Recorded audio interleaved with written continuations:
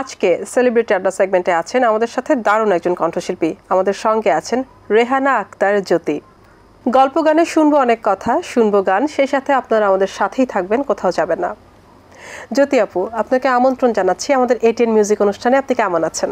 জি আলহামদুলিল্লাহ ভালো আছি, আপনি কেমন আছেন? ভালো আছি, আপনাকে পেয়ে ভালো লাগছে। সম্প্রতি সময়ে আপনার একটি গান রিলিজ হয়েছে এবং আরো অনেকগুলো গান রয়েছে যেগুলো আপনি বলেছেন যে মুক্তির অপেক্ষায়।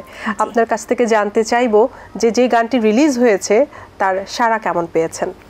জি মোটামুটি খুবই ভালো, এবং সামনে যে আমার কাজগুলো আসবে সেগুলোর জন্য আমি অনেক বেশি অপেক্ষায় আছি যে ওই কাজগুলো আমি আরো বেটার ভাবে করব, চেষ্টা করেছেন। হ্যাঁ হ্যাঁ জি।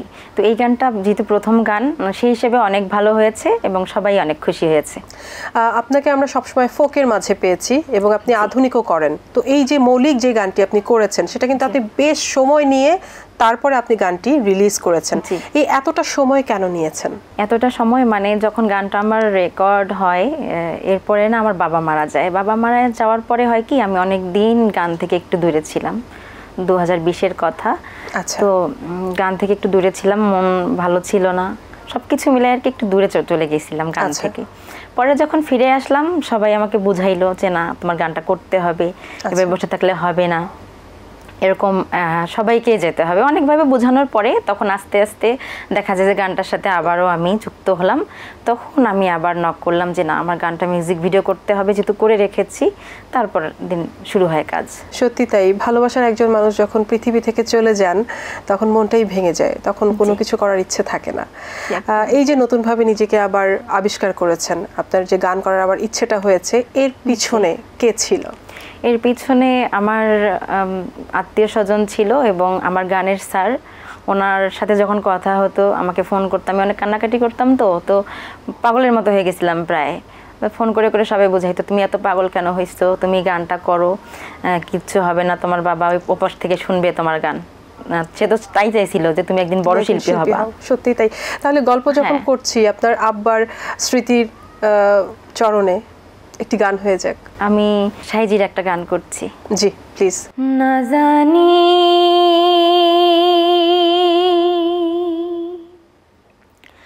কোন সময় কোন দশা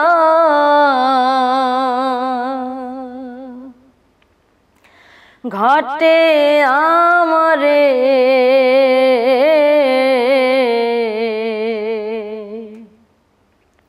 বসবো এমন সাধুর সাধু বাজারে, আমি আর কি বসবো এমন,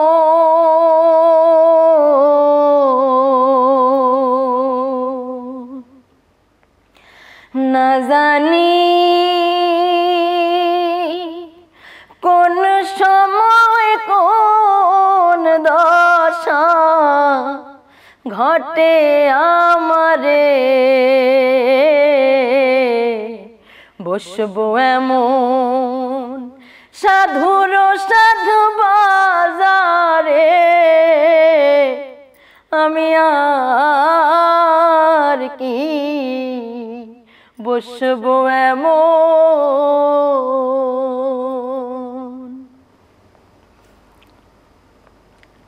সাধুর বাজারে কি আনন্দময়, অমাবস্যায় পূর্ণ চন্দ্র উদয়, সাধুর বাজারে কি আনন্দময়, অমাবস্যায় পূর্ণ চন্দ্র উদয়, আছে ভক্তি নয়ন যার, সে চাদৃশ্যতার ভক্তি নয়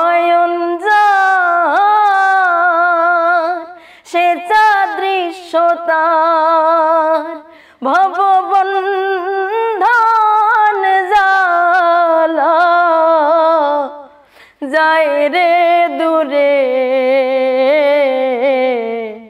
বসবো এমন সাধুর সাধু বাজারে আমি আর কি বসবো এমন।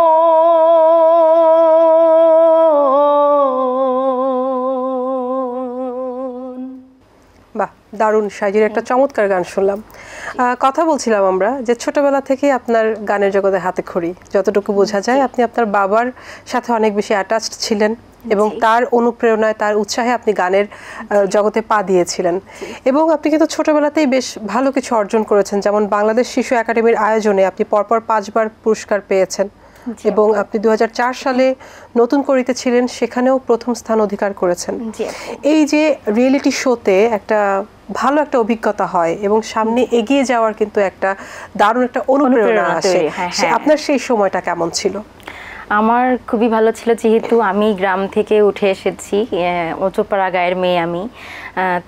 যখন আমি জাতীয় পুরস্কার পেলাম তখন মানে আমাদের পরিচিত কেউ ছিল না যে আমাকে একটু বলবে ঢাকায় থাকার জন্য বা এখানে থাকলে ভালো হবে। তো এটা যখন কারো কাছ থেকে পাইনি, শিশু একাডেমির পরিচালক তিনি 1 মাসের জন্য শিশু একাডেমিতে অনেক প্রোগ্রাম হতো, সেখানে আমাকে রেখেছিলেন 1 মাস তার মানে দায়িত্বে। পরে সেই প্রোগ্রামগুলো আমি করেছি এবং উনি আবার আমার বাবাকে বলে যে আপনি আপনার মেয়েটাকে নিয়ে ঢাকায় সেটেল হওয়ার ব্যবস্থা করেন, যেহেতু ও গান গায়, ভালো গায়। তাহলে ঢাকাতে আসলে সুযোগ সুবিধাগুলো অনেক বেশি ছিল সেই সময়টাতে। হ্যাঁ ছিল অনেক। তারপর আমাদের তো ওরকম অ্যাবিলিটি ছিল না ঢাকায় থাকার মতো, গ্রামের মানুষ আমরা। আমার বাবা একজন কৃষক মানুষ, সে তো চাইলেই হুট করে এসে ঢাকা শহরে বাসা ভাড়া নিয়ে থাকতে পারে। সত্যি তাই। হ্যাঁ, তখন দেখা যায় যে আমাদের এলাকার একজন সার্জেন্ট, ট্রাফিক সার্জেন্ট জাহিদ বাবা, উনি আমার নামটা দিয়েছিলেন জ্যোতি। আচ্ছা, যাই হোক, হ্যাঁ। পরে উনি যখন শুনলেন যে আমাদের গ্রামের একটা মেয়ে সে 5 বার জাতীয় পুরস্কার পেল, স্বর্ণপদক পেল, এত কিছু পেল, মেয়েটা যদি আমরা একটু মানে গাইড দিয়ে সাহায্য করি তাহলে মেয়েটা হয়তো সামনে ভালো কিছু করতে পারবে। পরে উনি ওনার উদ্যোগে আমাকে ঢাকায় নিয়ে আসেন বাবাকে সহ। পরে এসে যে করে হোক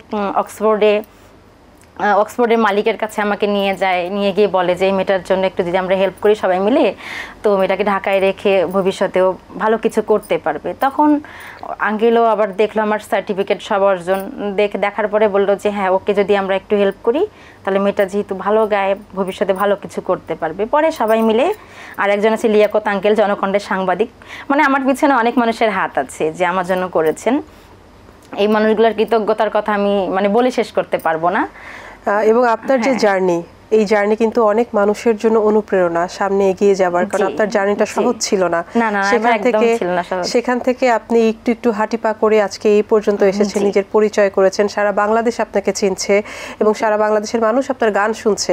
আমরা আপনার ভবিষ্যতের আরো অনেক উজ্জ্বল ভবিষ্যৎ কামনা করছি, ইনশাআল্লাহ অনেক ভালো কিছুই আপনি করবেন। এবারে একটু আসি, আপনি মূলত ফোক গান করেন, সেই সাথে আধুনিকেও আপনার সক্ষতা রয়েছে। ফোক কেন এত বেশি পছন্দ করেন? ফোক গান আসলে আমার অন্তরের সাথে একদম মিশে একাকার হয়ে আছে, এটা আর কি বোঝাতে পারবো না। মানে আমাকে টানে খুব, ফোক গান হলেই যেন আমি আমার মানে মন থেকে আমি একটা তৃপ্তি পাই, একটা শান্তি পাই। মানে ফোক গানের মধ্যে এমনও কিছু কিছু কথা আছে যেগুলো, এই যে গানটা গাইলাম, মানে কি বোঝাইলো গানটার মধ্যে, আমাদের কখন কি হয়ে যাবে তার কিন্তু কেউ আমরা বলতে পারি না। সো ফোক গানের মধ্যে এমনও কিছু কথা আছে যেগুলো মানুষকে টাচ করতে পারে, মানে ফোক গানের কথাগুলো আপনাকে খুব আকর্ষিত করে, খুব টানে। সেই 2004 সাল থেকে আপনি ইন্ডাস্ট্রিতে আছেন, মিউজিক ইন্ডাস্ট্রির সাথে জড়িত আছেন। আপনার কাছে কি মনে হয়েছে কখনো যে শুধুমাত্র ফোক গান করে ইন্ডাস্ট্রিতে টিকে থাকা খুব চ্যালেঞ্জিং? বলতে কি, মানে গান যারা ভালো গাইতে পারে তাদের কিন্তু সেই জায়গাটা থেকেই যায়, সে আসতে যদি কোনো গাইড পায় তাহলে সে অবশ্যই ভালো কিছু করতে পারবে। আর যারা পারে না, যে ভালো গায় কিন্তু সুযোগ নাই, তারা তো হারায় যায়, তখন আর থাকে না। কিন্তু ভালো গান করলেও আসলে গাইডলাইনটার দরকার আছে, অনেক ভালো ভালো শিল্পী গাইডলাইনের অভাবে হারিয়ে যাচ্ছে, বা এখনো অনেক শিল্পী আছে ভালো গায় কিন্তু সুযোগ নেই। তারা কিন্তু অনেক ভালো ভালো শিল্পীর থেকে ভালো গায়, আমাদের পরিচিত অনেক ভালো ভালো শিল্পী থেকে ভালো গায়, কিন্তু সুযোগ নাই, এরকম আছে অনেক। সত্যি তাই। আরো অনেক গল্প করব, কিন্তু তার আগে আরেকটি গান শুনবো। আমাদের জন্য কোন গানটি থাকবে? আমি মায়ের গান করব একটি। মায়ের মতো দরদিয়া নাই রে দুনিয়াতে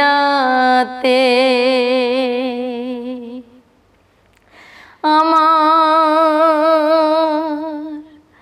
মায়ের মতো দরদিয়া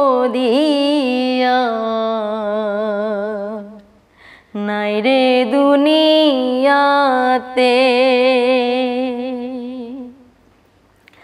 স্বর্গ সুধা পাই যে আমি,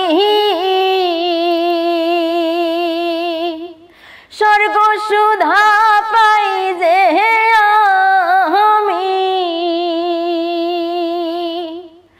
মায়ের আদরে তেরে আমি, মায়ের আদরেতে আমার মায়ের মতো দরদিয়া